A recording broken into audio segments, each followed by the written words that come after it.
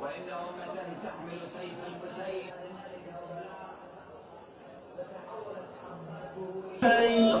منهم من قال سيدتي إنه لما قدر القوم إلينا بالماء وجدت أن الحنين رجع بالطفل عندما فإذا به خالي ذلك المهد الحسين وإذا به يوفقك عباءته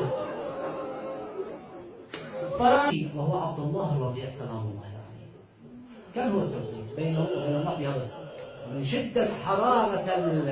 السهم والموت مطلوب نحو القوم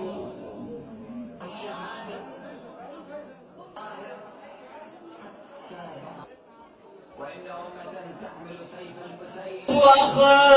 أبا عبد الله انظر لهذا الطفل شرب